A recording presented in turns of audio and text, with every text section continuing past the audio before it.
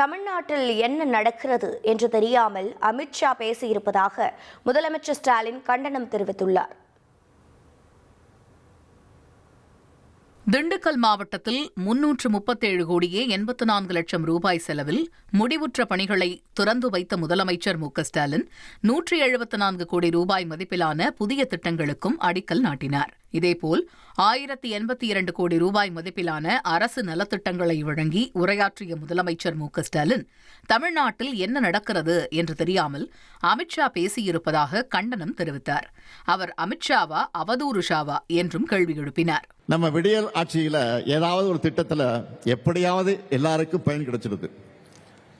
மக்கள் நலனுக்காக நாம் செய்யப்படுகிற திட்டங்களை குறை சொல்ல முடியாதவங்க இல்லாத பிரச்சனைகளை எல்லாம் உருவாக்கி குளிர் காயலாம்னு நினைக்கிறாங்க.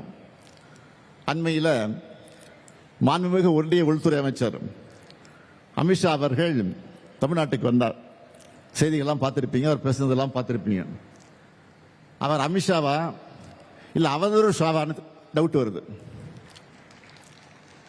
அந்த அளவுக்கு உண்மைக்கு புறம்பா பேசிட்டு போயிருக்காரு.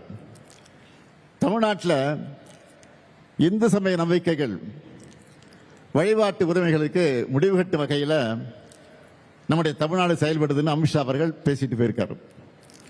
இதற்காக என்னுடைய கடுமையான கண்டனத்தை உங்கள் மூலமாக, இந்த விழாவின் மூலமாக, இந்த நிகழ்ச்சியின் மூலமாக நான் தெரிவிச்சுக்கிறேன்.